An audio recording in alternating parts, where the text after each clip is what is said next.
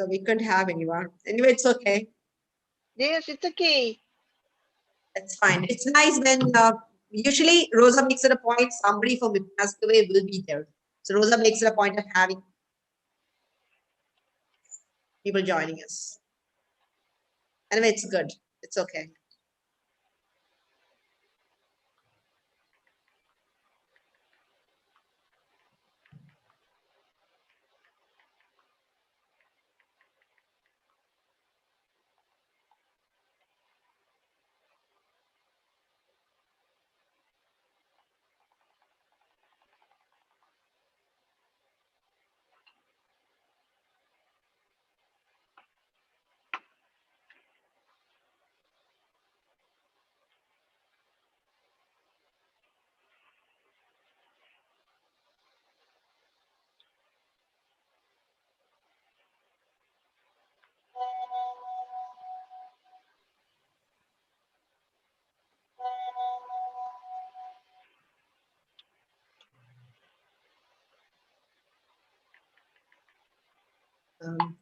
Finish.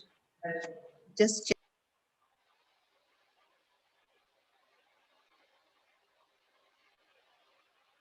See that we start in time. So you're going to start the session. We are nearly 2,800 teachers. So I think it's a good and we are about to start. Is that okay? Yes. Fine. So you've done the recording. Thank you. Most respected guest speaker of the day, Dr. Maria Luisa M. Gunto, Dr. G. Kishore, Dr. Sanjeev Patil, all my dear teachers from across the country. Welcome one and all to the batch 6 of the PN Committee coaching program for women. Indeed, we are very fortunate and blessed to have with us Dr. Maria Luisa M. Gunto, who is a very renowned psychologist, sports psychologist, researcher. Madam is an associate professor and research director at the College of Human Kinetics, University of Philippines, Diliman. She holds a bachelor's, master's, and doctoral degrees in psychology from Ateneo de Manila University, a founding member of the Association of Sport and Exercise Psychology of the Philippines, and first chairperson of the Sport and Exercise Psychology, Special Interest Group, SCP-SIG of the Psychological Association of Philippines. She is currently treasurer of the Asian South Pacific Association of Sports Psychology. Madam is a member of the Women in Sports Commission of the Philippine Olympic Committee, also serves as the executive board member of the International Association of Physical Education and Sport for Girls and Women, IPASCOE. Madam is currently co-editing the book Women in Sports in Asia, collaborative project between IPASCOE and IXP, spearheading 2 national research projects on COVID in athletes and collaborating with international research on a global study on exercise and well-being during this pandemic. Ma'am's research interests include applied sports psychology, champion mindset, women in sports, spirituality, mindfulness, community resilience, and psychosocial interventions in disasters. Indeed, you have opened up new avenues for us in the country of India, where we are yet to start up things. So, ma'am, on behalf of the Ministry of Youth Affairs and Sports, Government of India, Ministry of Women and Child Development, and Lakshmi National College of Physical Education, a warm welcome to the most dignified speaker, because this topic is of utmost importance to the Being Teacher Committee and especially with the women. And I'm sure your session is going to be bring in a lot of insights, very informative and very useful for our teachers. So, ma'am, a warm welcome to you. Yes. Thank you very. I also like to welcome our principal, Dr. G. Kishore, sir, all my dear PE teachers, my dear teachers, because I call them as girls, all are eagerly waiting for the session. My dear teachers, a warm welcome to each one of you, because I believe you are the heart of this program. Over to you, ma'am, Dr. Maria, for your session, please. Yes. So, hello, everyone, and welcome to our session. I know that this is an all-women group. If there are men here, welcome to you also. You are most welcome to join us. And so I hope that this will be a very engaging experience for all of us. Okay, so I will share my screen now. Okay. Okay, so our topic today will be really on mental health and how we can cultivate this in physical education and sports, particularly during this time. Okay, so let me begin by asking everyone to move. Okay, Pranesh, can we share? Can we share our video? And I will ask everyone to join us. Okay, so you can stand from your seat and don't be ashamed. Okay, you can turn off your video if you're ashamed, but let's move and begin our session. Okay, so we will just follow teacher Jo. Okay, she's one of our PE teachers here in the Philippines.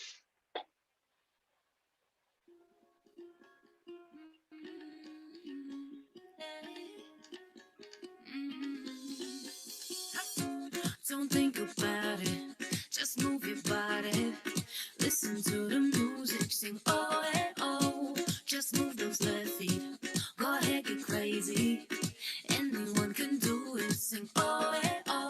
Show the world you got that fire. Feel the rhythm getting louder. Show the world what you can do, prove to them you got the moves. I don't know about you, but I feel better when I'm dancing. Yeah, yeah. I'm better when I'm dancing. Yeah, yeah. And we can do this together. I bet you feel better when you're dancing. Yeah, yeah.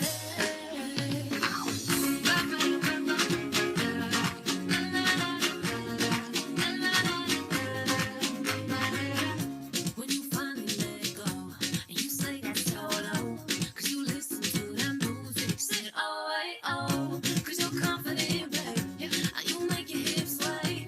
We knew that you could do it, sing oh, hey, oh. Show the world you got that fire, baby. Feel the rhythm getting louder.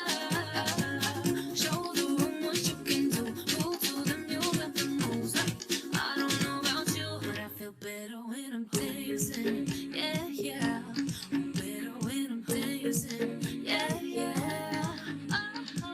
And we can do this together. I bet you feel better when you're dancing. Yeah,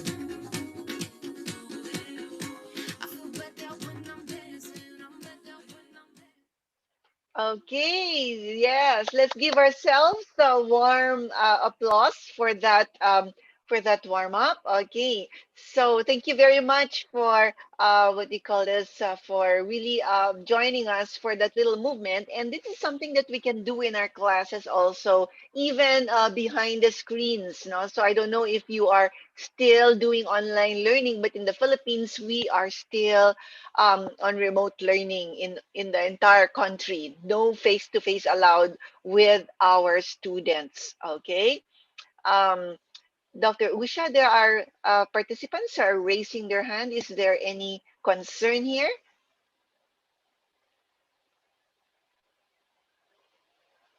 Okay. All right. So, Then we'll take questions in the end. yes, questions. The questions. Anyway, just put it in the chat box, and Yes. later on, Dr. Usha will be reading some questions. Okay, so if you have comments for our hosts and organizers, you can put it there. Let's say there's any problem.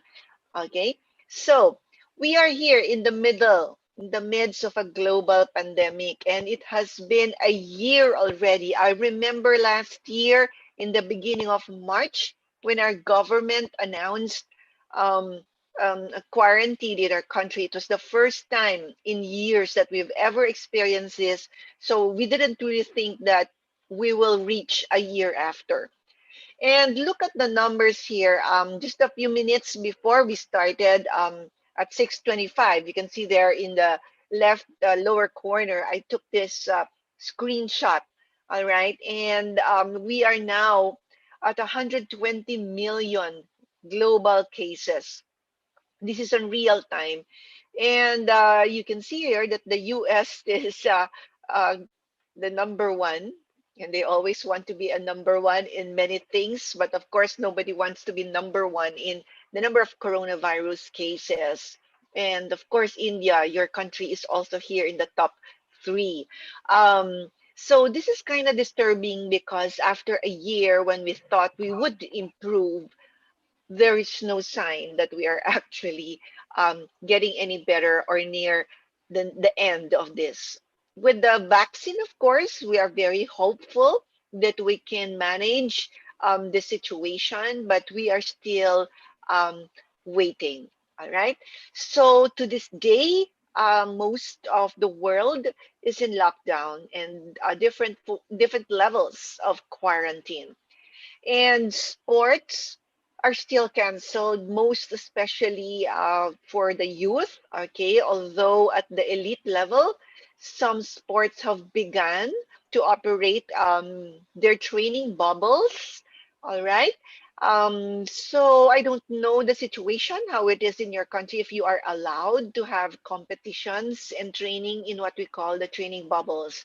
But here in the Philippines, it is very, very strict, and only a few are allowed to train in what they call bubbles or protected environment.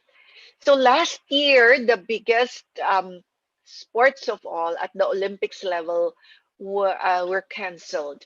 Of course, we are hopeful that we will be able to um, do this here now in the 2021 a year.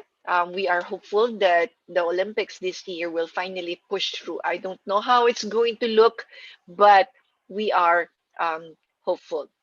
Okay, so most of us are still working at home, teaching at home, students still studying from home, and many parents are working from home.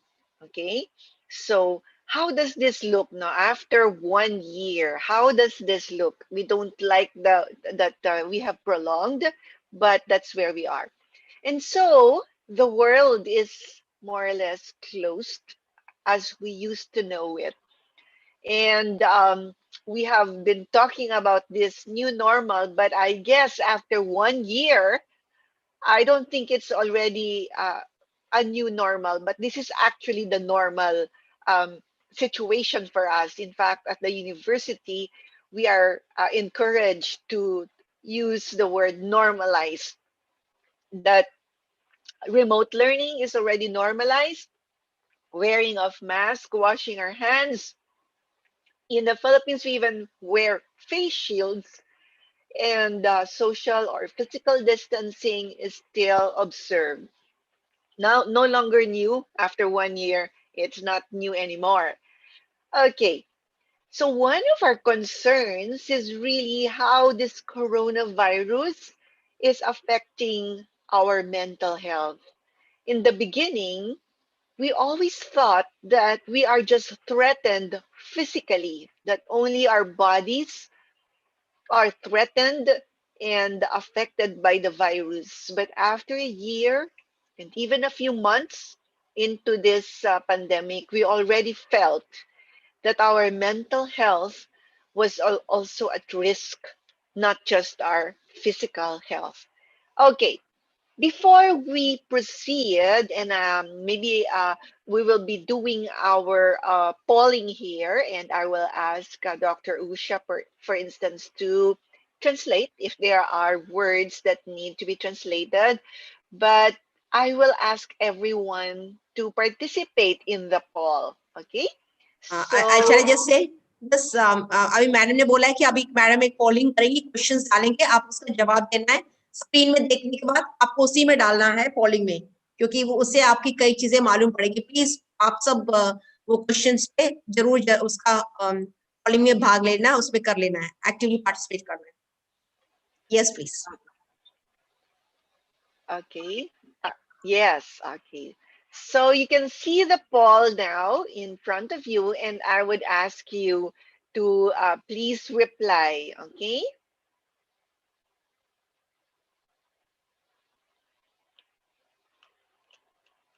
During COVID, the question is, how it is during the pandemic? How often have you experienced? The question is not complete, ma'am.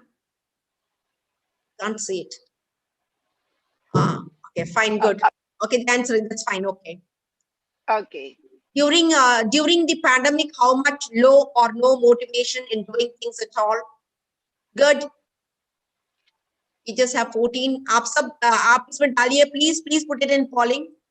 आपको डालना है कि आपको लगता है आपका motivation बहुत कम था या आपको बिल्कुल नहीं था पैंडेमिक के टाइम पे, आप हेल्पलेस थे या आप स्ट्रेस थे, प्लीज आप डालिए. चैट बॉक्स में नहीं डालना है, आपको इसमें डालना है, पोलिंग में डालिए.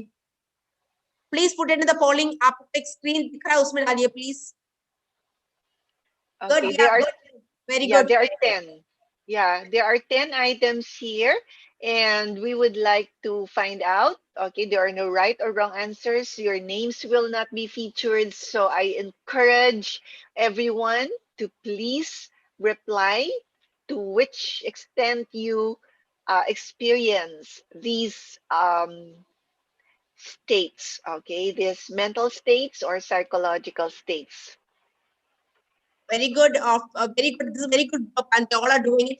Please, you write it on the. इसमें डालिए. Do it on this, please. Not on the chat box. Please do fill in this poll.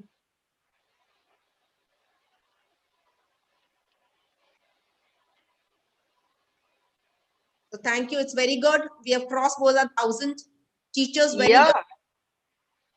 Okay. We'll give them maybe 1 more minute and then. One more minute. So kindly all of you do it. That's great. Very good. So our teachers are psychologically motivated. In fact, how y'all are energized. Very smart teachers. Yeah. Very energetic teachers. They all did aerobics. They warmed up. And they are ready. Yeah. It's actually so enjoyable Understood. seeing everyone.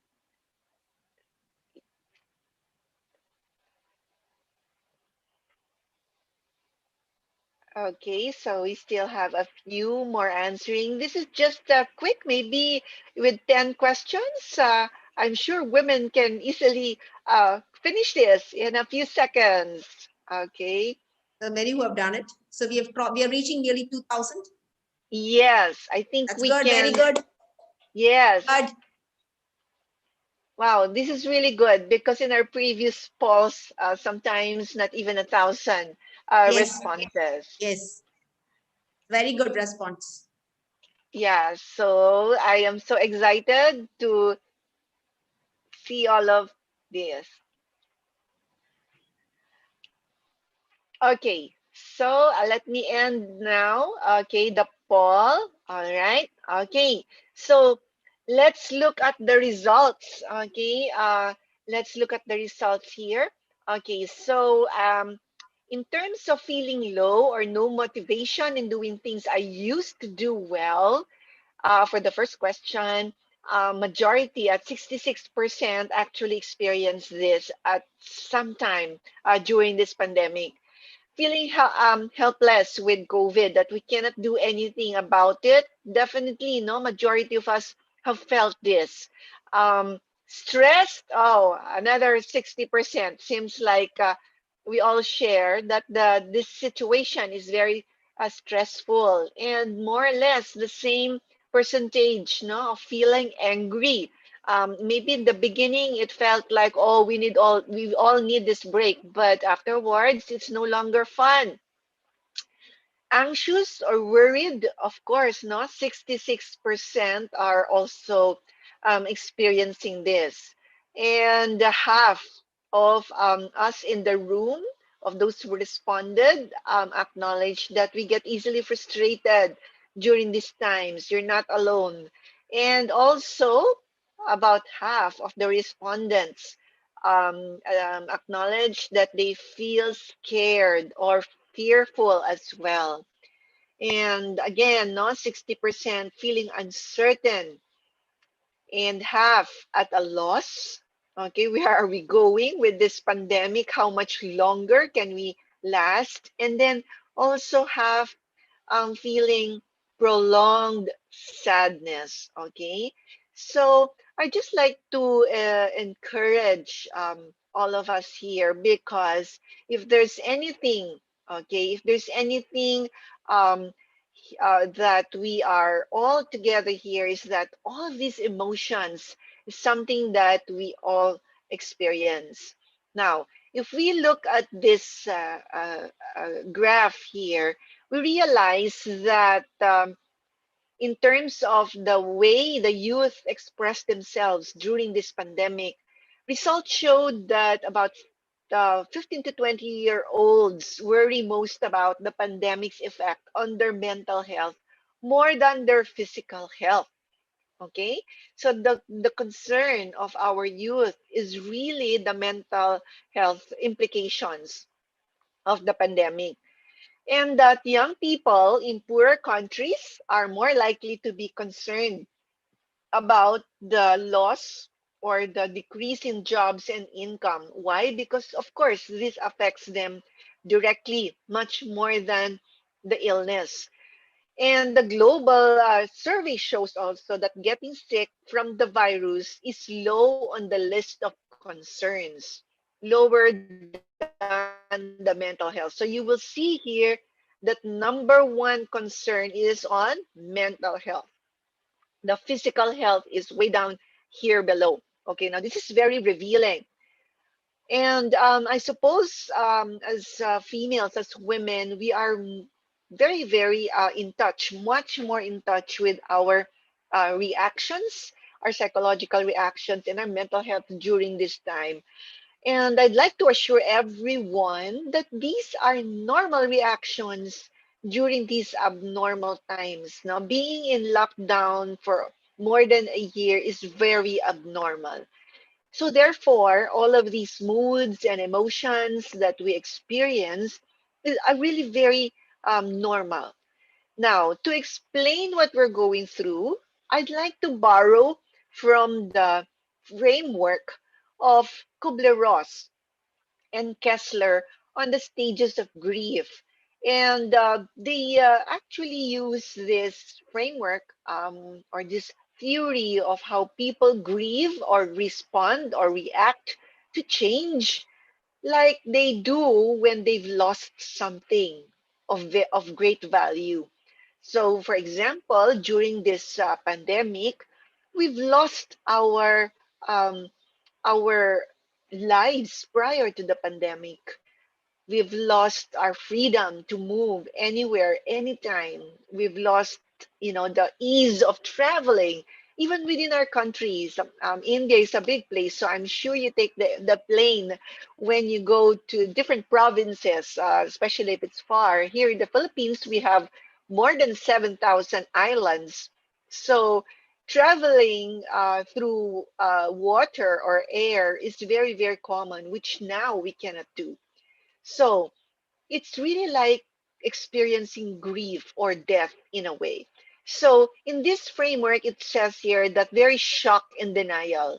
When we found out the beginning that the virus has started in Wuhan, China, we didn't think that it would affect all of us. There was shock that there were a lot of people dying from it, but we didn't think that it would affect us. So this is very, very normal initially when there is a big change, whether it's the death of a loved one or perhaps a change in your community, in your country, or maybe even a disaster. There's shock and denial. You don't see yet the gravity of what happened. And then when the reality settles down and you realize you cannot move as you used to do, there's there's anger there, not like in the beginning. Maybe our students, our children, and even ourselves, we get angry because we're there, the situation is making us stay at home and taking away our activities. And if we remember how it was last year, people were ranting in social media and at home, perhaps for those of you who are who have children, you know how they sound when they're angry because of the virus. And then we pass through a stage that we call bargaining, okay, where we try to negotiate, okay? So for instance, in our mind, we can say, oh, well, if I social distance or stay away from people for maybe 2 weeks, everything will be back to normal. And then the 2 weeks becomes 2 months and now 1 year. And so people fall into a very, very low mood, and we call this depression.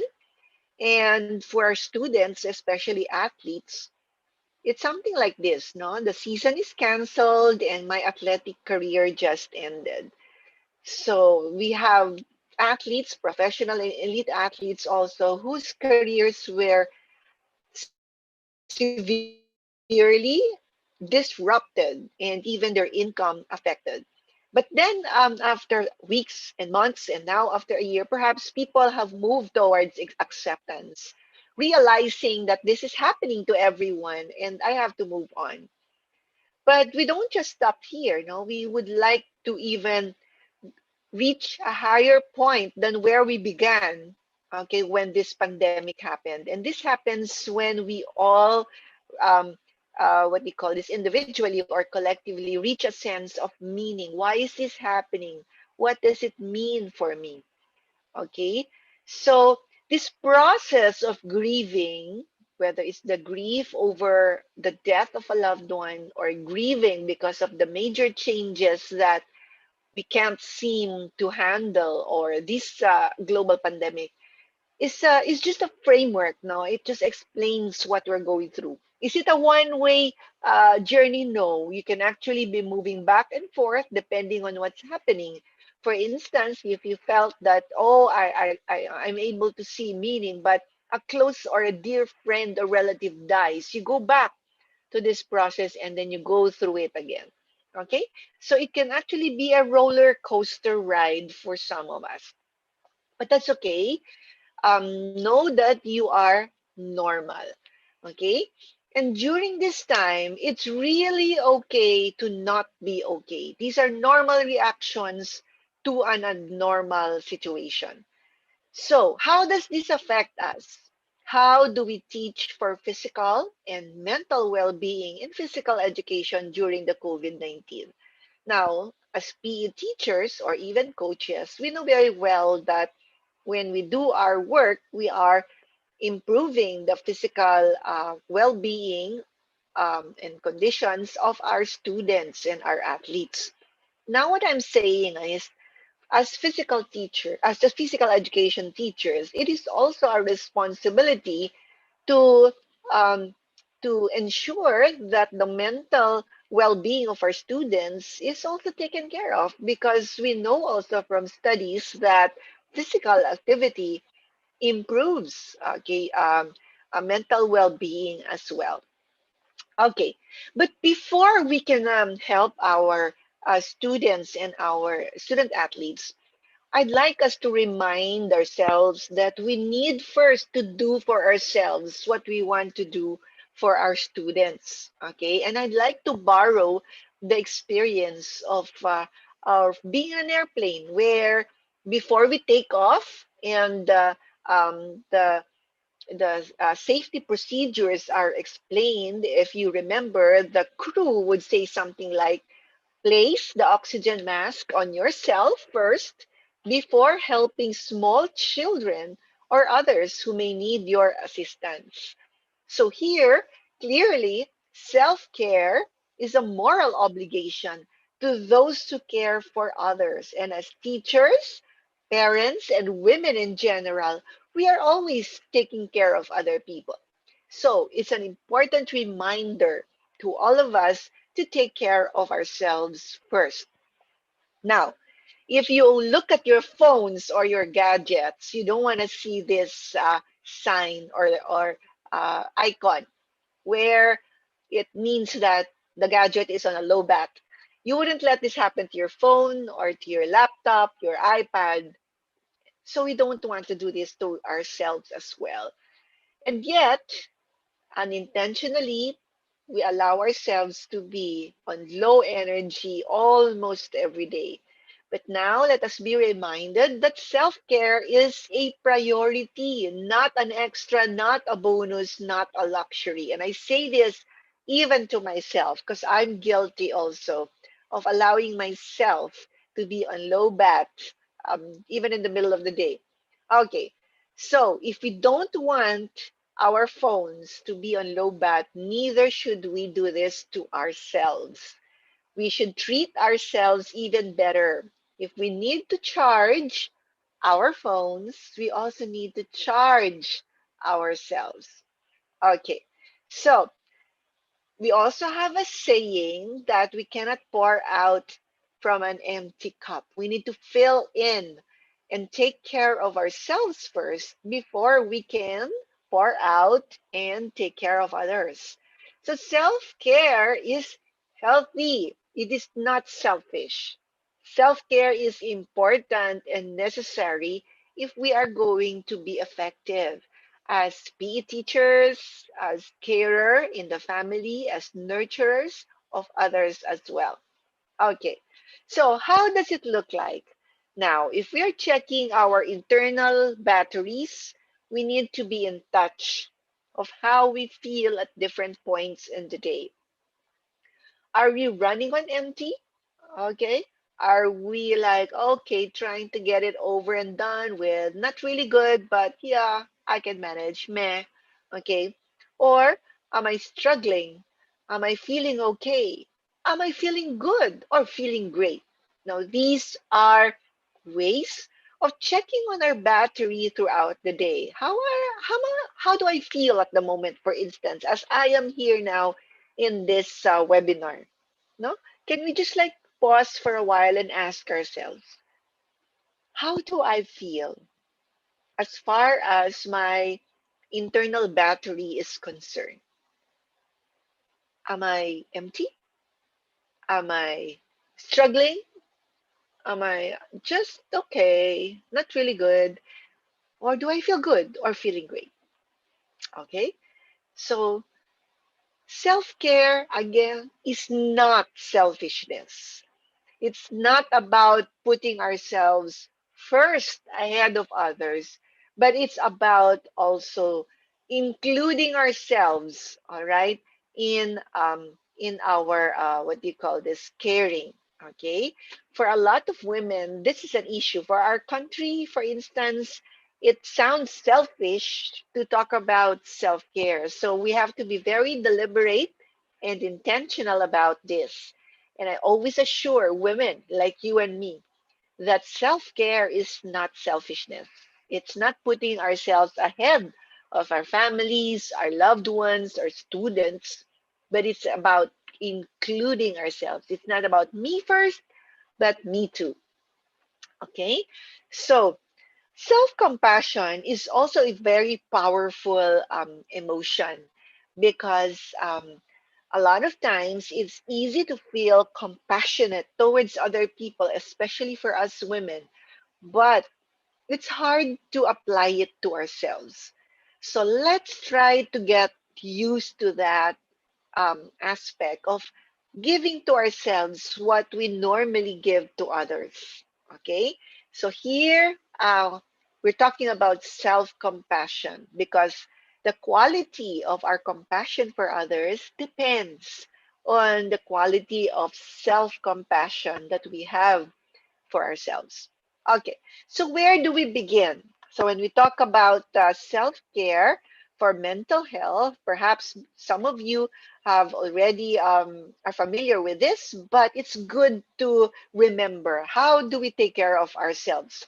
So first, okay, we need to protect our daily routine. When the pandemic happened and the lockdown and quarantine was announced in our countries, our individual countries, we all felt like, wow, this is the long vacation that I have longed for, and I have wanted all this time.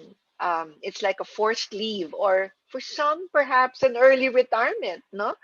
But if we want to continue being productive, whether it is within our careers or a new career, we've got to establish our daily routine. That's the first thing, because a lot of people who feel um, abnormally sad or depressed, for example, during this pandemic, we also find out that they have lost their sense of routine. So I'd like to encourage all of us to have that daily routine. Kasi before the pandemic, we all had daily routines. And then suddenly we felt that uh, there was a very difficult distinction between family life and work. And so it's like we're just like wearing our house clothes the whole day. And even that affects our mindset, because if we feel that to work means we change our clothes and we go to school now, if even if we don't travel out of our homes, we need to go through that motion of changing our attires from our pajamas to our work clothes. So this is one of the things that I realized also early in the pandemic, that I had to um, maintain my daily routine, which includes dressing up for work and changing my clothes and fixing my bed and not leaving it the whole day. Like I can sleep the whole day. Okay. And then, of course, connection is very important. In this time when physical distance is required, it doesn't mean we will disconnect with each other. Connection is a very big protective factor for our mental health, most especially during this time when many are isolated from their friends, their teams, their sports, and for many athletes, even their fans. Okay, then we also have to keep our minds active. All right. So while we are here on the restricted movement, it doesn't mean that we will also keep our neurons inactive. So learning new things or learning more of what you are already doing is a very healthy way of taking care of our mental health, because our minds are active rather than inactive and stagnant. And that's where all of these emotions will happen. Okay. And then, of course, the quality of sleep. It doesn't mean that just because we're at home, we're getting quality sleep. Either we're oversleeping, undersleeping, or have disrupted sleep. So let's try to examine, am I able to get really good sleep? Because this is important. And we know this very well. If we lack sleep or unable to sleep well, our moods are very, very unpredictable. And then, of course, our nutrition is very important as well. In the beginning, a lot of people were saying, oh, well, I'm tired of cooking. Let's just order anything. So fast foods and deliveries perhaps became the norm for many of us. Well, food that is prepared at home is still superior, especially if we are mindful about the nutritional benefits of our food. And so we need to be very intentional about our intake and our hydration. Okay. And it's always good to research on this. And research also has established that whole food and plant based diet is very, very good for all of us. No, you don't have to be um, have any religious belief to subscribe to that, but more and more doctors and scientists are realizing that whole food and plant-based diets really maintain and sustain an overall health and well-being, and this includes mental health as well. Okay. While we are all connecting through technology, we also need to regulate our use of social media. Okay. It doesn't mean that just because we're connecting with each other on the screen that we are not anymore protecting ourselves from social media, where there's a lot of fake news and a lot of unhealthy behaviors being shared also on social media. So we need to protect our minds the way we protect our bodies as well. If we don't want to feed our bodies with junk food, neither should we feed our minds with junk. which a lot of the time comes from social media. Okay, so regulating our use of that. And of course, being PE teachers, we know very well the value of exercise and physical activity, but okay, it doesn't guarantee that we are more active than our non-PE colleagues or uh, non-PE professionals. Okay, so we have to be deliberate about moving. If we are sitting down for 8 hours in the day, we need to break that and make sure that we are able to move every hour. In fact, I use my fitness watch. Okay, this is it. Every hour, it vibrates, signaling that I have to stand up from my sitting position, whether to get a glass of water, go up and down the staircase, or just move around the ground floor of the house. Okay, so if you have to alarm your clock to remind you to move every hour, please do that. Okay, and then sense of humor. I don't know if this is part of your culture, but in the Philippines, we are known to be very humorous people. And humor has been found also by psychologists to be very healthy to our physical and mental health as well. In the Philippines, the bigger the problem, the more jokes are shared in social media, whether it's about the coronavirus, about our government, about whatever's happening. People um, naturally find humor, and that's good. No, it doesn't mean we will belittle, let's say, the seriousness of coronavirus, but humor allows us to take things a little bit lightly so that we don't get burdened on a prolonged basis, and that's not too healthy either. Okay, mindfulness is another protective factor, and when we talk about mindfulness, we are talking here about both the practice and the disposition of being aware of what we are doing so that we don't just operate automatically or on autopilot. No, we are mindful of our mental health. We are mindful of our physical health. We are mindful of what we eat and what we consume in social media. So it's more like being deeply aware of what's happening, not just letting things influence us or get carried away by automatic behaviors that we don't really think about. Okay. And then the sense of gratitude. Psychologists have also discovered that a sense of gratitude or being able to thank people or be grateful for things in life is also good for our mental health. Okay. And then um, last but not the least is spirituality.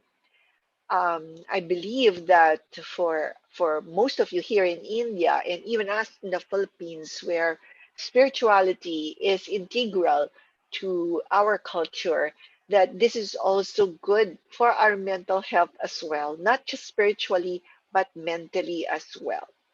Okay, so these are just reminders for us that when we take care of ourselves, we are in a better position to take care of others. When we recharge ourselves, just like when we recharge our phones every day, okay, so we don't charge our phones once a week or once a month or once a quarter, we do it, I think, every day. So, even better for ourselves, we need to take care of ourselves on a daily basis. And these components that I mentioned are considerations that we need to give to ourselves as well. Okay? So, self care also will require us to be knowledgeable of doing psychological first aid to ourselves and to others as well. Now, if anybody's injured, especially parents and PE teachers are expected to know what first aid is all about. Some of us perhaps have gone through training with a Red Cross, for instance, on how to do first aid, or maybe just research on the internet and net, when there's a wound or when there's some sprain or what's the first thing that we should do? So first aid, from the word itself, is the assistance we give to a person who is injured or who is uh, sick, so that before the doctor comes to attend to the situation, non-doctors like you and me can help the patient and ensure that no further danger happens before the professional arrives or before medical help is available. In the same manner, psychological first aid, or for some people, mental first aid, requires that lay people, non-psychologists, non-psychiatrists, can apply, okay, procedures that will ensure that the person who is affected emotionally and psychologically is taken care of, so that it doesn't progress to a real injury, okay, or a mental illness. Okay, so how do we do this? Okay, so I'd like to use the acronym, the shortcut, that's spelled CARES. CARES. Okay, so that we can remember, how do I apply psychological first aid? Remember CARES. Okay, so C stands for checking imminent danger. Just like when somebody gets fractured, or maybe somebody faints, okay, you immediately check what's the situation. Okay, you don't just move the patient because you might just, make things worse. So psychologically, it's similar. You check for the situation, or is there an imminent danger. Contact, let's say, your students and athletes via phone call, text message, emails, or other forms of social media to see how they are and what assistance they might need. I do this for my students, for instance, if they're not showing up in our classes, our online classes, or they're not participating in what they call this, asynchronous classes, where they're supposed, let's say, to discuss or post. When I notice that there's a student who's enrolled in my class but not appearing virtually, I try to send an email, a Facebook Messenger, or a text message. Okay. And then A. So C is check for imminent danger. A is to actively listen without judgment. Listen with your ears and with your heart.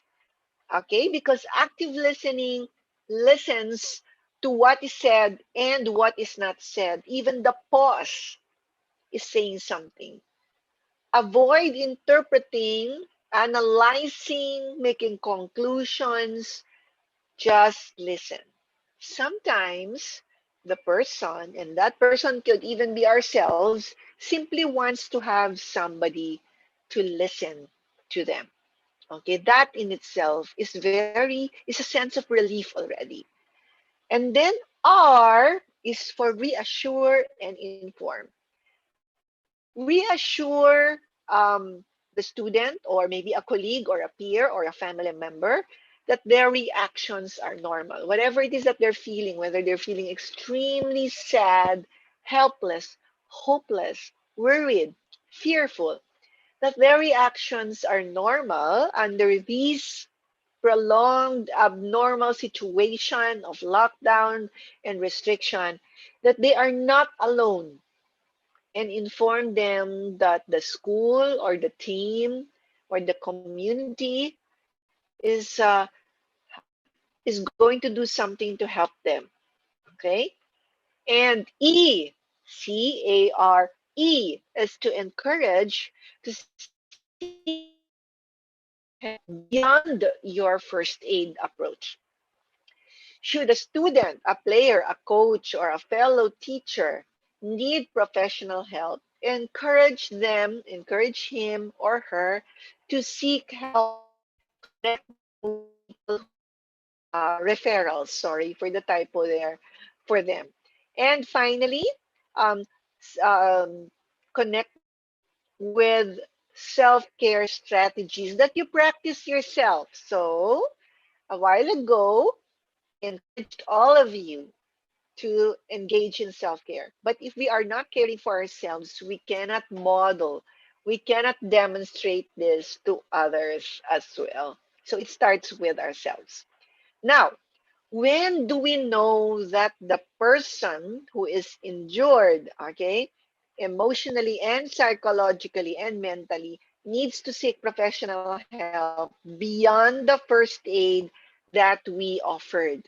Okay, I'd like to use the 4Ds that Davis proposed in 2009 so that we will not forget. Okay, what are the red flags, so to speak, that will tell you that, oops, first aid is not enough in this situation? So first D is deviance, meaning to say the behavior, the thinking patterns is so different from the majority. Even if most of our reactions are normal during this abnormal situation, there are some behaviors that are kind of extreme and totally different. It can be the ninth time that they are feeling this way while everybody is able to manage.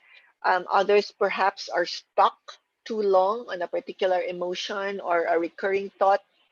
So that's kind of deviant or different from the norm, even if the norm is abnormal behaviors. The next D is distress. The person is not happy about what's happening. So there's a feeling of being in distress, being unhappy, needing help. Okay, distress. I cannot do anything about it for myself. I probably need help. And then the most telling is the third D. There's a dysfunction. The person is not able to do what he or she normally does or enjoys doing. So, for example, the person used to be able to manage his or her studies, family life, for example, work, etc., and multiple responsibilities. Now, there's a disruption, a major disruption, not just a slowing down, a major disruption of what they do on a daily basis. And it can even be as simple as self-care habits, taking a bath, brushing one's teeth, combing one's hair. Even these things are difficult to somebody who needs professional help. And the fourth D is danger. Danger to oneself and to others. Because if the person, for example, stops um, functioning, even self-care functions, okay, that's dangerous because the person can really get sick. Or if the mood really becomes so intense, sadness becomes really clinical depression, that can lead to self-harm and, of course, suicide. That's dangerous. So when we see these 4Ds, we really need to call for professional help. The first aid is no longer adequate. Okay, we need to seek professional help. Okay, so if this is really our new normal, what are we to do? Okay, how are we going to manage?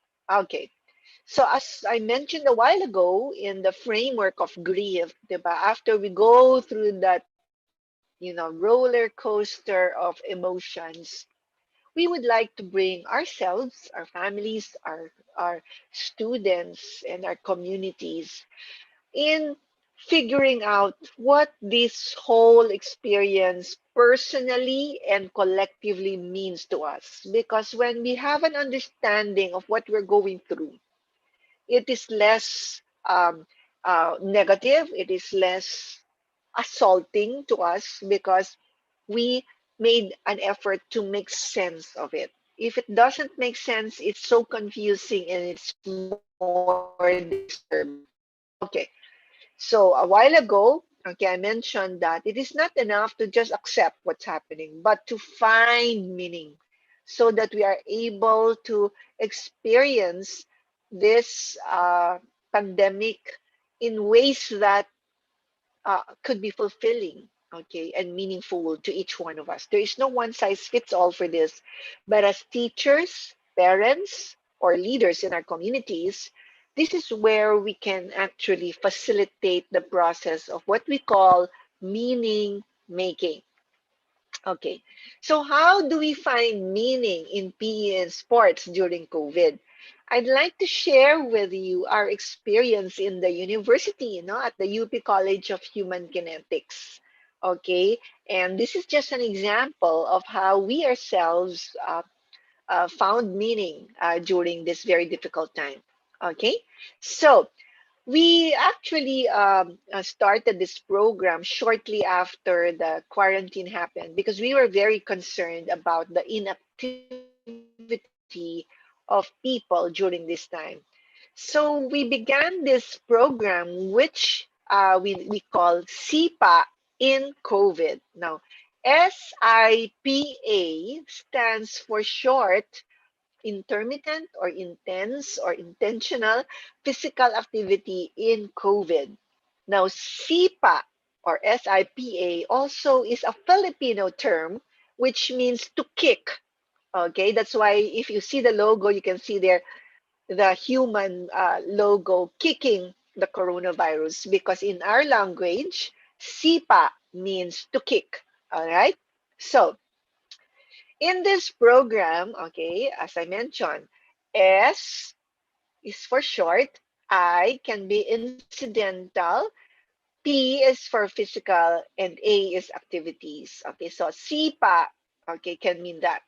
So technically speaking, if we research what SIPA means and what incidental means, it is actually any physical activity that is part of our daily life that is not done with the purpose of recreation or fitness or health, but really a physical activity. Let's say for doing chores or for going to the second floor, we need to climb the staircase. These are physical activities. You don't do it for fitness, but it's just part of your daily activity. Riding the bike to go to the grocery, for instance.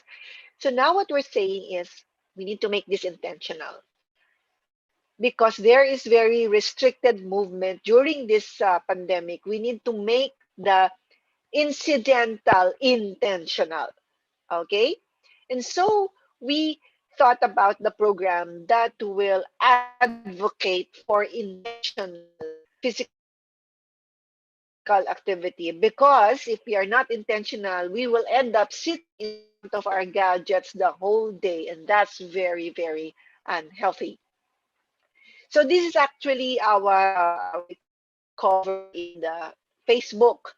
Okay, so we have a Facebook account that uh, has this name, no? So you can look at it or check it out later.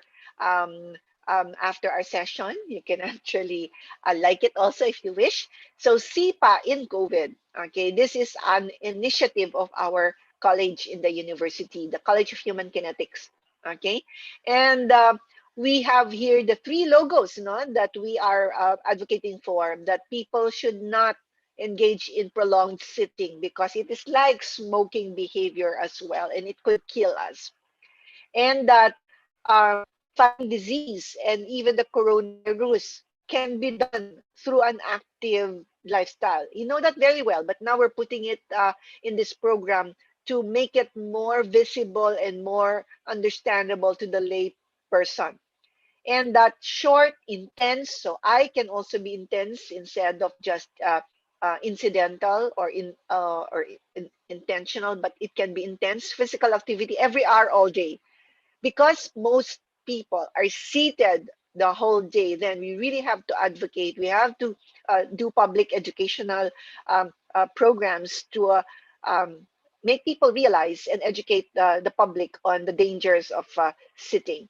Now, the Department of Health also adopted this statement, which in Filipino, in English means move so that you don't die. Okay, so this is a Filipino sentence which means move so that you don't die.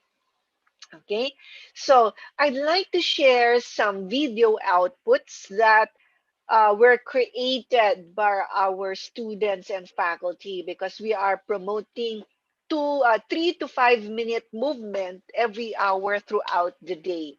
So our students and faculty started producing, okay, this 3 to 5 minute videos.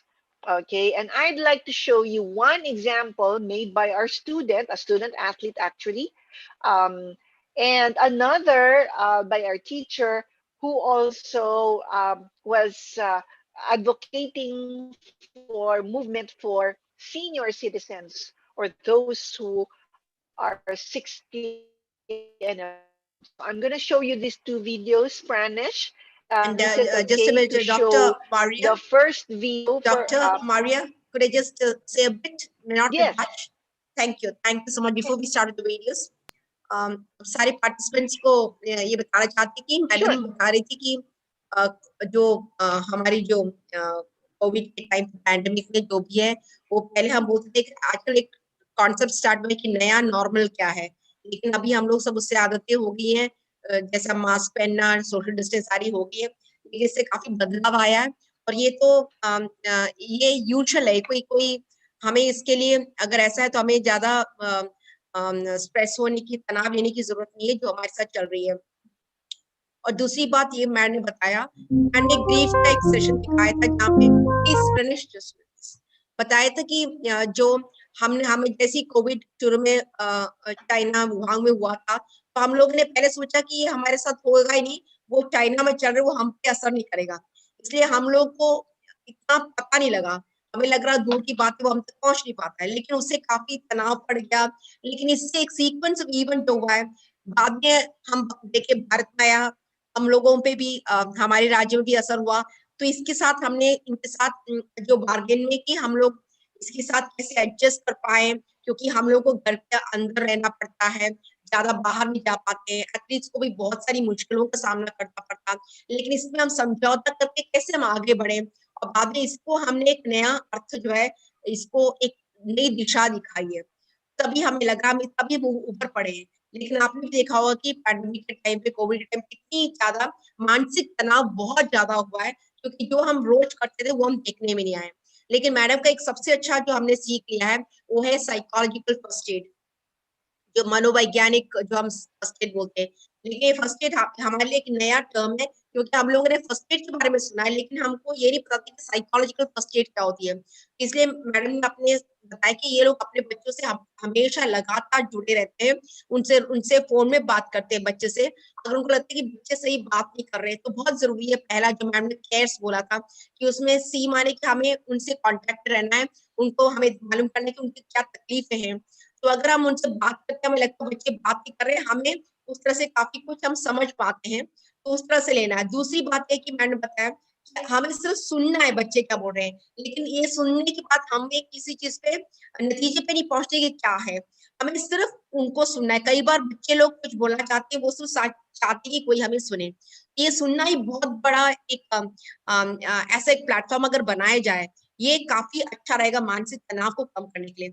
ऐसे मैंने पूरा sequence बताया, लेकिन मैंने बताया किस तरह हमें एक प्रोफेशनल हेल्प, कई चीजें हमारे हाथ में है, लेकिन कई बार देखा गया है कि जिनको जो हम देखते हैं बार बार बच्चे जिस ढंग से दिखा रहे हैं, वो अपने जो जिस तरह से वो बर्ताव कर रहे हैं, उसके अलावा वो थोड़े उससे हट के उनका जो बिहेवियर है उस तरह से है, तो ऐसा तो शायद हमको जरूरत पड़ जाए जहाँ में जो स्पेशलिस्ट होते हैं उनका हमें लेना पड़ेगा। लेकिन मैंने साथ साथ बोला, इन्होंने अपनी यूनिवर्सिटी में एक प्रोजेक्ट लिया पैंडेमिक के टाइम पे यूनिवर्सिटी में, और इन्होंने बताया जो है आकस्मिक और जानबूझकर इंसिडेंट माने होता है कि हमें पता है ये जो फिजिकल एक्टिविटी ये एक जरूरत है, ये सिर्फ खेल के लिए या हंसी मजाक मनोरंजन के लिए भी एक जरूरत के तौर पर इन्होंने अपने प्रोजेक्ट स्टार्ट किया जो बहुत ज्यादा सफल रहा। उसका वीडियो उनके बच्चों ने, उनके मैडम के स्टूडेंट एथलीट्स ने बनाया, खुद का बनाया हुआ वीडियो है, और एक जो टीचर है उनका भी वीडियो है, तो इस तरह से बना के दिया है, तो हमें इसमें से बहुत अच्छी सीख मिलती है, क्योंकि मैंने कई चीजें जो बोला कि बोलते कि हमें हम जब तनाव में रहते हैं, फिलिपाइन में एक बहुत देखा है कि ये लोग सेंस ऑफ ह्यूमर माने, अभी आप देखते हैं कपिल शर्मा शो बहुत ज्यादा पॉपुलर कैसा हुआ है, क्योंकि सब सोचते हैं कि ऐसी कॉमेडी शो होती है जो हमारी काफी जो तनाव है उसको कम करती है। तो ये लोग मैडम क्या बोलते थे कि जब भी लोग तनाव में होते हैं तो ये लोग इन लोगों में जो हंसी मजाक की ज्यादा ही बढ़ जाती है। तो ये कई चीजें हमें काफी अच्छा सीख से मिला है। तो अभी आप वीडियो देखेंगे मैडम की यूनिवर्सिटी का, जहाँ मैडम के बच्चों ने भी किया है। एक तो बच्चों के लिए कुछ भी नहीं है, हम लोग बोलते हैं हमारे पास ये सामान नहीं है, वो नहीं, हम कर नहीं सकते, लेकिन कैसे कर सिखाया। और दूसरा है कि 60 साल की उम्र के ऊपर किस तरह से हम कुछ व्यायाम कर सकते हैं। Thank you ma'am, thank you so much. Over to you ma'am. Yeah, shall we look at the example?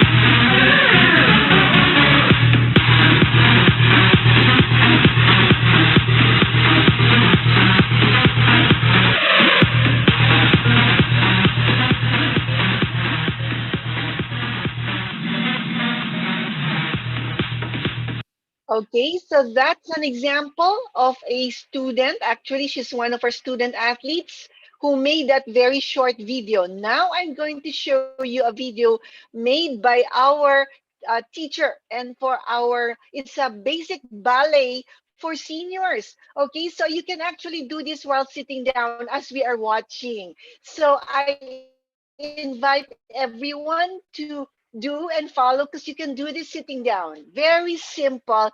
But see, we are thinking even of our parents and our senior citizens. So follow the video because this is very simple. Okay, shall we begin?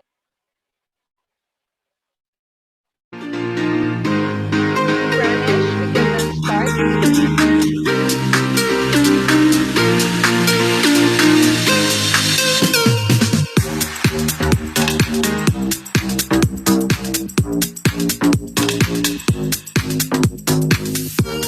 Good day, everyone.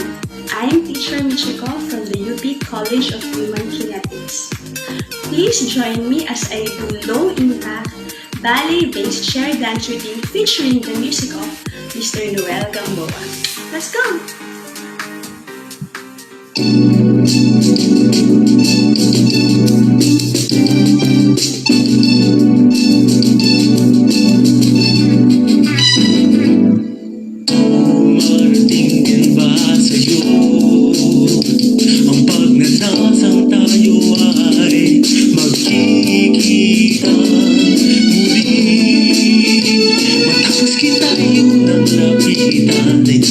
Langit ay nahulog sa sandali ng pagtingin. Nagkasama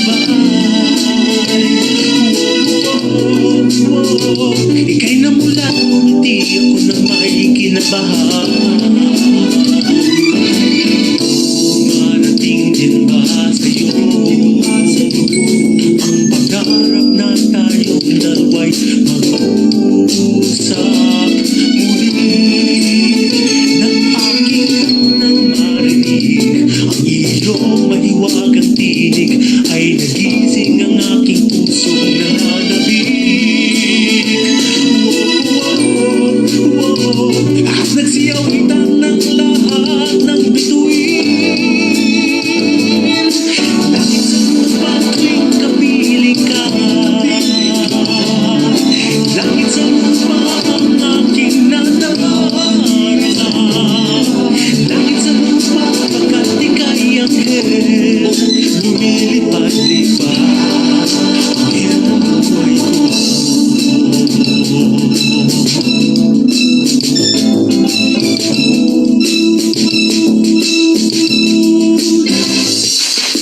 Dumarating din ba sa'yo na tayo ay magkadambigan, magkatawanan, magkasuyuan, magkahalik? Hindi ko naman inaakala, ngunit bakit naghihina nang sabay tuwing tayo ay magkalapit? May pag-ibig na sa ating damdamin. Langit sa lupa tuwing kapiling ka. Langit sa lupa ang aking nanamarama. Langit sa lupa pagkat ika'y anghel, lumilipad-lipad. Inaakyat ako sa hihip, tatawid ng pag-ibig.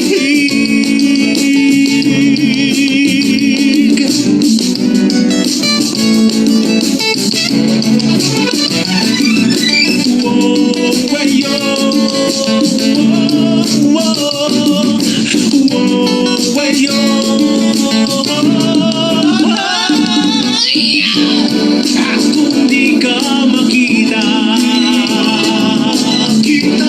parang ako nawawala. Anghel ng aking panaginip, sagipin ako, madali. Sagipin ako, sagipin ako.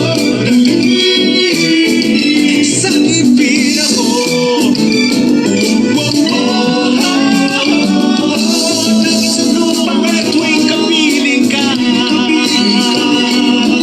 Langit sa lupa ang aking nanamarama. Langit sa lupa pagkat ika'y anghel, lumilipad-lipad. Anghel ng buhay ko tuwing kapiling ka. Ang aking nanamarama.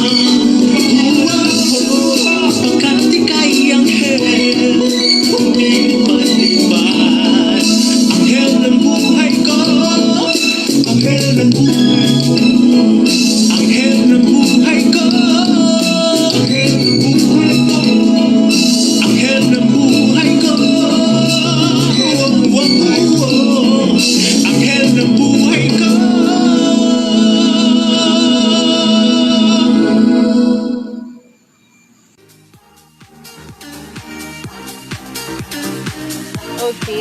Okay, so see, you can dance ballet while sitting down.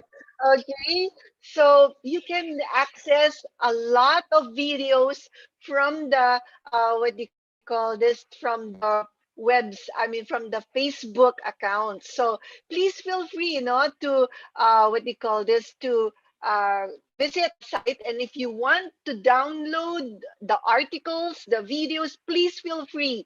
So you can also show it to your students, and they can probably think of something similar as well. So I hope you enjoyed that. Okay, so this is also another what do you call this, initiative where we had free online fitness, dance, and sports classes to the public. So we had our physical education practicum students teach summer classes for students for free. In fact, we had to close it after about 4 hours of going online because we just couldn't handle surge of student, what do you call this, enrollment, and parents wanting their children enroll in our free online classes for sports, dance, and fitness. So this is a form of a community service that we did. Okay, so you can do that also in your country. We also had donation drives in the beginning of the remote semester. We had students who could not afford gadgets. And so we had a gadget drive and donation drive to pick up all of these gadgets that the students can use for remote learning. Okay, we also had like a survivor of the fittest, what they call this game or program, where we also ask our students to think of survivor workouts. Okay, during the pandemic, that can be done in a short 10 to 15 minutes. So because our students are we have two departments. So we have the Department of PE and the Department of Sports Science. So we engage our students to create, these fitness videos that they can show to the public. Okay, so during this pandemic, we harness the time and energy of our students who have lots of energy because they're young and are athletes as well for meaningful, what we call this, work and service learning program as well. Because, meaning is one of the important components of surviving this pandemic. And so it is very important that we as teachers and coaches encourage our students to find the meaningful engagement. No, this can be in the form of volunteer work or service learning programs as well. Okay, so physical education involves the education of the mind, heart, and body as well. It is not just the body. Physical education is not just the physical, what is health, but the mental and psychological health as well too. Okay, so we need to engage, okay, our students, their bodies, their minds, and their hearts as well. Okay, so that, okay, we can really help them in terms of their overall health and wellness during this time. Okay, so, okay, this is where we are right now, and I'd like to pause and find out first, how what your thoughts are, and if there are what they call this, questions that I can also what they call this, respond to. Please let me know. Okay, so perhaps Dr. Usha, if there are comments or questions in the chat box or in the Q&A, I would be very happy to address them now. Thank you so much, ma'am. Ma'am, can you stop sharing, please? Ma'am, can you stop sharing? Yes, Thank you. okay. Ma'am, All right, yes. wonderful session. And one of the questions from Kavita Gantale. As you know, as a woman or teacher in this COVID time, we are more stressed. Could you share some points so that we could relieve a bit of stress and be more happy? Yeah, well, yeah, that's a really big concern, no, for all of us. And I think what we were trying to encourage all this time throughout this session is how to take care of ourselves on a regular basis. So it's not a one-time, big-time effort that, it's either we take care of ourselves or not. It is a daily effort. It's a daily self-care that we need to do so that we don't reach the point that we're completely low bat. Okay, as I was mentioning a while ago, that we have to be mindful because taking care and recharging ourselves needs to be a habit. Okay, just like charging our phones. Okay, you don't charge your phone once a year or even once a week. You do it regularly, almost every day, or sometimes for people twice a day if they're heavily using their phone. So if we're heavily involved in taking care of others, the more we have to recharge ourselves. So perhaps I can give you my own examples. I'm not just teaching this, I'm also teaching it to myself. So because I have a lot of work, especially now that we are doing everything fully online. We're doing research. I'm also doing tele psychology, meaning to say all my consultations happen online. I teach online. I prepare for my class. I do research. Then I could really be so exhausted, and sometimes I hardly sleep because I'm too anxious to finish my work. Okay, and Dr. Rosa is here. We are together in doing that entire book during the pandemic, where we were running after authors and the running after each other to finish that book in that's really stressful. So when I wake up in the morning, I don't immediately do work, because if I open my phone or I open my planner, that's it. I wake up stressed. So when I wake up, okay, I first become mindful of myself waking up. No, I'm mindful that I'm able to open my eyes, I'm able to move my toes, I'm able to stand up. Okay, so I begin my day becoming fully aware of myself, and also because of my awareness of my own spirituality, I do my morning prayer the moment I wake up. I thank God for the breath that I take at each moment. And I really don't open my Facebook and social media account and email until I'm able to do my morning walks and my morning exercise. So I normally take walks around our village because our village is close to the public. So we can walk as long as we wear the mask.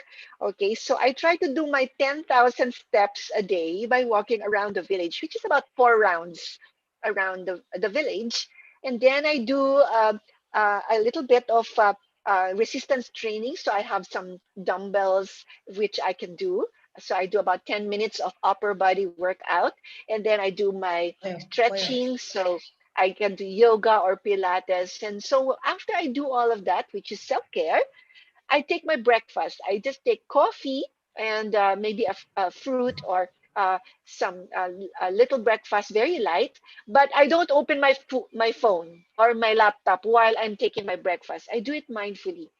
I smell my coffee, I really taste and I look at the colors of what I'm eating, because I want to start my day nurturing myself so that I have battery, I am charged before I jump into my work.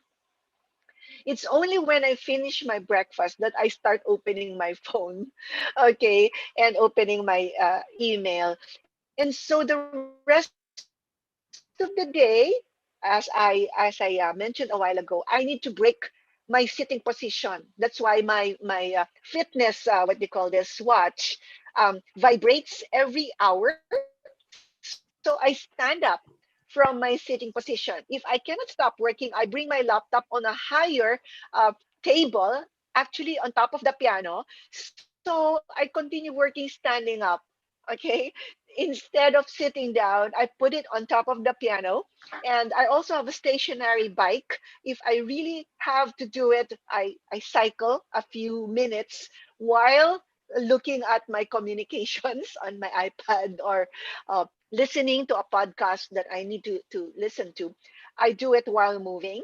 So I do that. No, and of course, I'm very mindful of what I eat. I try to keep as whole food and plant-based as possible. My hydration also, I try to make sure I consume at least 3 liters of water a day. So it is not something that, okay, I'll turn it on and off, stress, not stress. You prepare yourself, you take care of yourself so that you don't get to the point where you're gonna have to do an emergency operation for yourself. Okay, from the time you wake up. And before sleeping, I don't open anymore my what do you call this, the social media. 1 hour before sleeping, I decide my target time to sleep is at 10 o'clock. Example, 9 o'clock, I refuse to open. Why? Because social media activating, it can stress you also. So you need to be very deliberate about protecting your mind from stress. And you know very well that all of these notifications and all of this news and all of these things that we have to do will stress us. So we need to do this on a daily basis. And it's intentional, it's careful, and it's self-care as well. Okay? So I Thanks. answer the question, Dr. Usha. It's Yeah, not a now one I'll formula yeah, type. thanks, Dr. Maria. Now there are a few questions I'll just cover together. One is Anubhuti Verma. I'm extremely sorry. I think the loss of your father had really put you under severe stress, and we are extremely sorry for it. But we wish and pray that you really get back to normal. And then there was another question by Swati Ghosh. How do we overcome panic and feeling low or anxiety is one which was asked. I'll just put you some questions because there were few questions as uh, there was one more which I was wanting to club together. Why is that Kamna Mohan, we have gone into depression and stress because we have limited time given our best to other in my service. So can you suggest me to cover this all stress? Because of the too much of Kamna, not Kamna, what's Kamna Mohan has said is she's under severe depression and stress because even though the limited time was given, we're supposed to render the best service in the job. Could you suggest something into it? So I think it's a lot of questions which have been asked. How do you manage stress and anger by Gurpreet? Uh, and I think, yeah, I think how do we cope up with stress in lockdown? So I think there are a lot of questions which you get. I think it's a similar answer which you think of giving. Yes, ma'am, please. Any one you could take up. One is a loss of somebody who's very dear, and then that it becomes a. I know it's very easy to speak, but it's a real problem. And then to overcome that, Okay. grief is something more. But then we are expected to do our best for a job. So when we put our whole heart and soul to the job, the byproducts are getting in stressed. So what could you say in that, please? Yes, ma'am. Okay. Okay. So grief is very real. In fact, as mentioned earlier, that grief is a common uh, emotion now during this pandemic, because not only are we losing loved ones, we're losing our lives as we used to know it, our freedom to move, our freedom to hug, to touch people, to see people. Now everything is unmasked. We only see eyes, diba? So it's really like losing something that we were not prepared to lose. Okay, and it's not just about possessions, about people. It's about our freedom and about ourselves, our professions, our careers, the way we knew it. And so, as I was listening to some of the questions or the summary questions that Dr. Usha read, of course, when we lose someone dear to us, and I think this is the difficulty of grieving during this pandemic, that we cannot physically, okay, be with each other in grief. No, in the Philippines, the wake is a huge social event. It's almost like a party, although the party is a funeral. But I don't know how it is in India, but in our country, when somebody dies, one of the things that help the family is really the public support, no? And so it's very common, whether you're rich or poor, that there's a 1 week wake where people you've not seen for many years or are not suddenly come to send their condolence or to sympathize with you. They stay with you the whole day. It's sometimes overnight, no? So there's food, there's coffee, there are family members who stay for those who come all the way from the provinces or who fly in. Sometimes it's like they don't close the funeral parlor because 24 hours people are there. And then suddenly, okay, during this pandemic, not only are you losing people, you are not able to get the physical social support, and everything is virtual. Even the wake is virtual. That's very, very difficult. And as a psychologist, also volunteering to do mental health providing during this pandemic, I must say that grief is one of the intense feelings that people are grappling with during this pandemic. And this grief is even intensified by anger.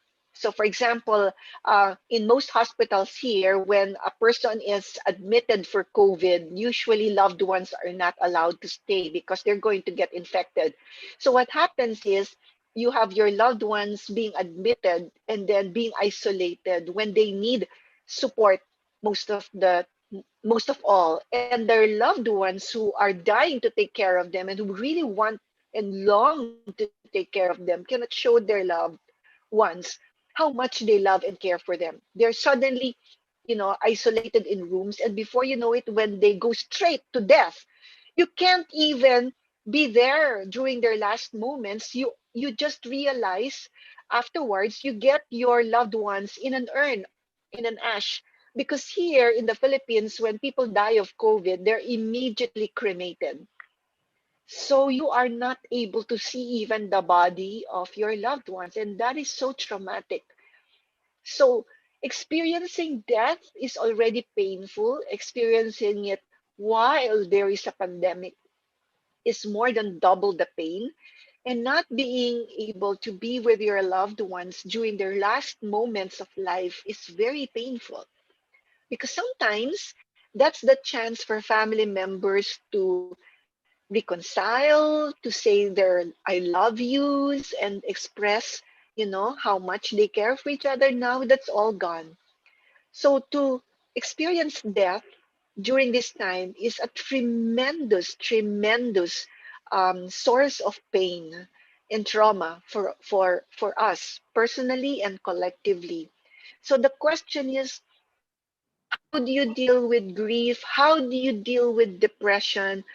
There is no other way but through it.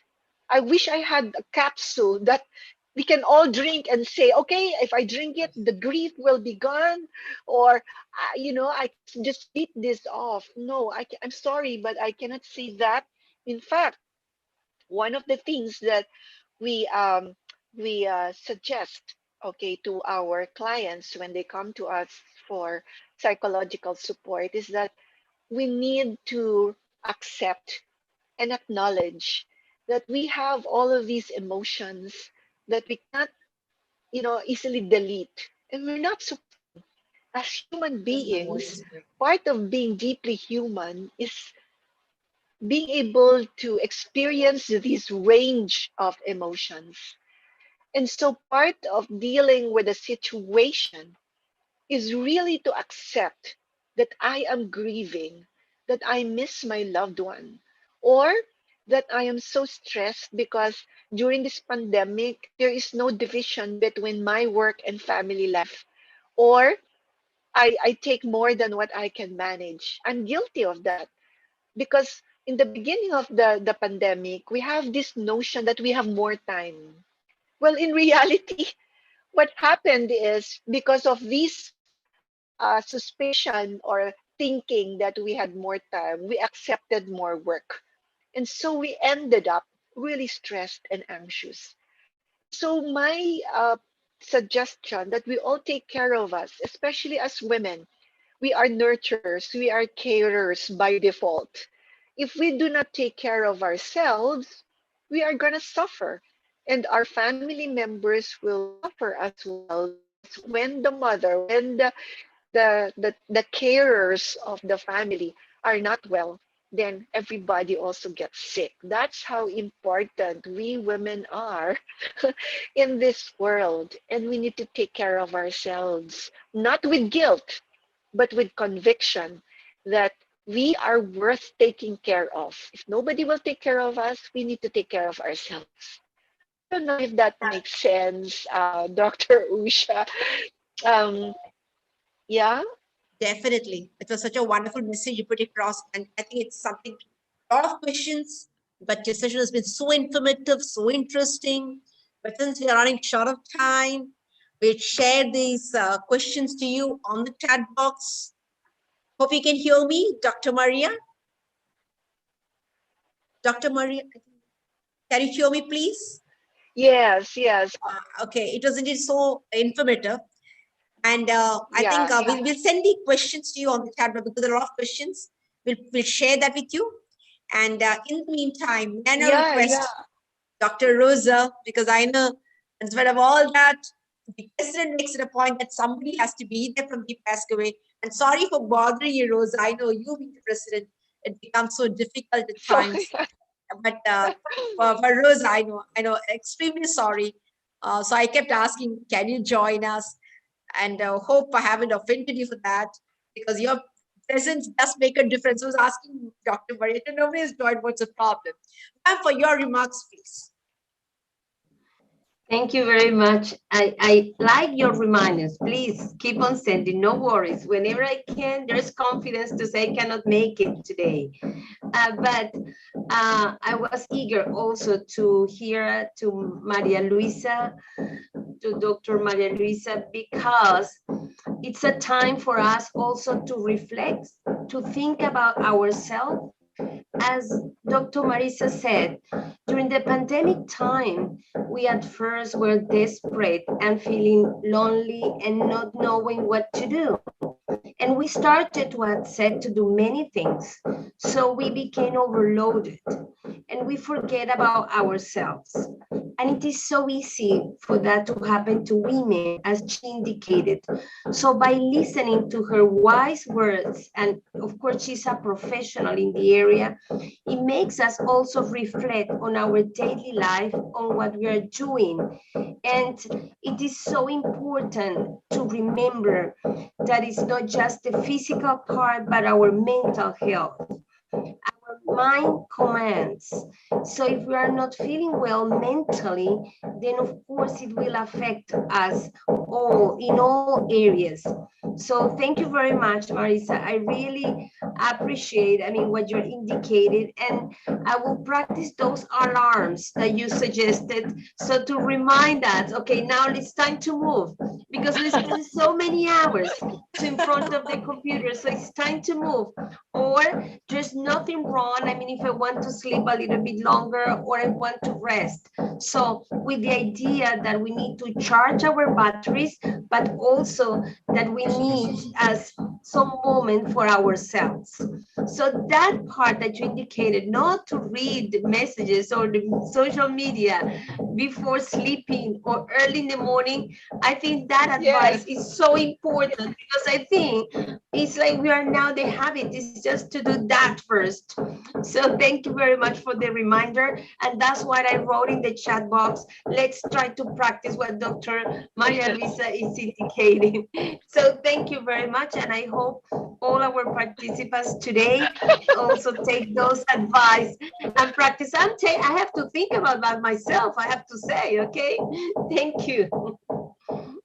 Thank you so much, because I know such an important person, and you keep having meetings.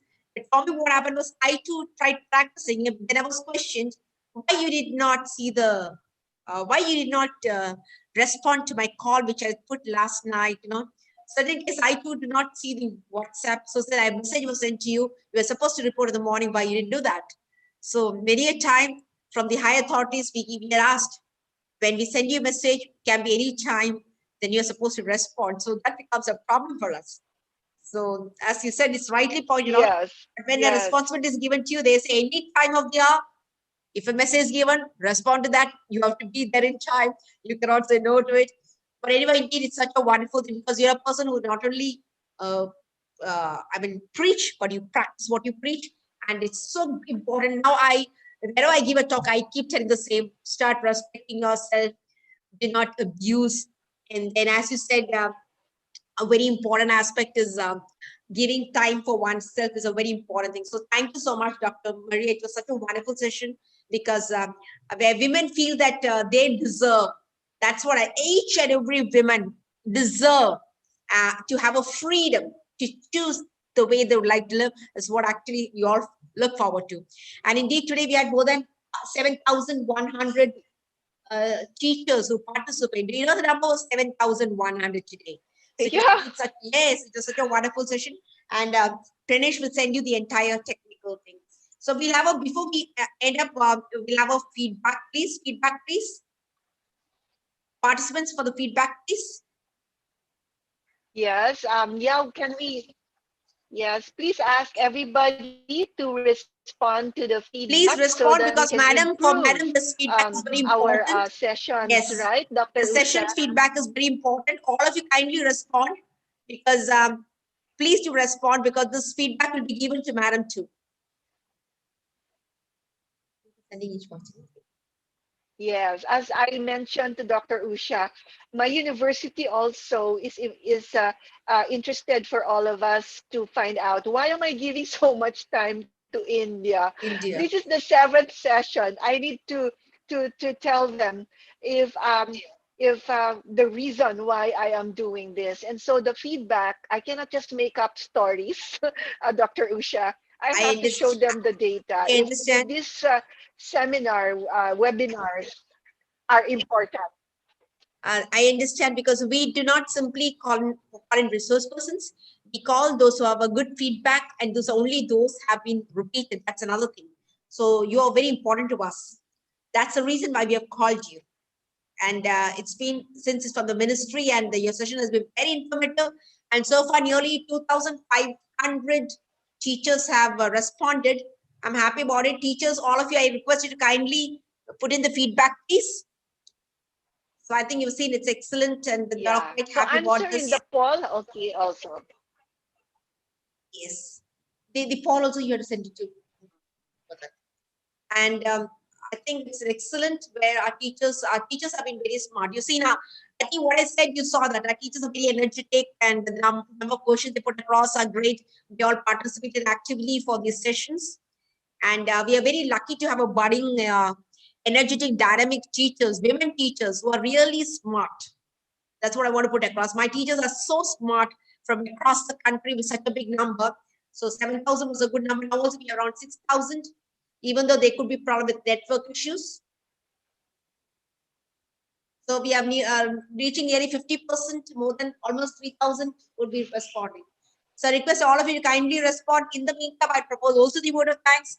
Ma'am, thank you so much for this wonderful session, memorable session, and a session which has opened ways and path for starting something new in the country. So on behalf of the Ministry of Youth Affairs and Sports, Government of India, and Ministry of Women and Child Development, Lakshmi National College of Physical Education, a big thank you and hats off to our renowned speaker, Dr. Maria Luisa Gunto, in spite of being so busy and at an odd time, it is a point of being with us. Your sessions was very informative and which has got practical relevance, and especially our women teachers really needed it because you made us all feel that we are important, and you made us realize that whatever we do for ourselves is not just being selfish, it's something which is a need of the hour. So thank you so much, madam. You have put message across to nearly 7,000 teachers who are going to practically imbibe in them these values which are put across and then spread this message. That is what we actually look forward to. So that indeed, once again, thank you so much for being with us. I also thank Dr. Rosa, I think who's a principal we passed away. Thank you so much, Madam Rosa, for being with us and gracing this occasion in spite of me having a busy schedule. I need to thank Dr. G. Kishore, sir, for his constant support. Yeah. I need to thank Dr. Sanjeev Patel, who's a co-host. I need to thank Mr. Pranesh. Pranesh has been a great technical support and assistance along with Mr. Harihar. Both of them are like I find the individual, they are making our program really stronger. I'd like to thank all my dear teachers because you are the true ambassadors. You are the heart and soul of this program. Thank you so much, my dear teachers. In spite of being busy, morning at 2 hour session, then they need to attend to their regular routine. And again, in the evening, they do for this. So I think teachers, you are really great because you're doing a great service. And You make us really proud because all my teachers, you make us really proud. This program is mainly because of you. So hats off once again to Dr. Luisa, and thank you so much for being with us. And namaste. Yes, thank you, Dr. Usha. Thank you so much to all the participants for you will take home valuable lessons that you will be able to use for yourselves, and because you deserve to be taken care of. And as women, this is most important. Okay, we need to remind ourselves, and we need not be apologetic when we need to take care of ourselves. Okay, so thank you, thank you, thank you. Thank you so much. Thank you, and bye-bye. Okay. You're still filling it? Please do fill in the maximum teachers. Please do fill in the polling. Try to do as much as possible because madam needs this information of yours. Of all those who participated, the feedback is important. Your feedbacks are very vital to us. Please do fill the feedback. They can get out 4,000 would have been great for us. Anyway, we have around 3,400 so far. So maybe the teachers can do it, am I right? They'll keep continuing it. I think that's good. Yeah. Okay. So I think they'll keep doing it. Teachers, please do fill in. Please do have the feedback, please. Yeah, reaching 3,500. okay. Yeah, that's good So because this is important for us. Please, teachers, all सारे teachers, please feedback करिएगा. Madam के लिए बहुत जरूरी है क्योंकि आपका feedback बहुत ज्यादा मायने रखती है. मैडम को यूनिवर्सिटी में दिखाना है.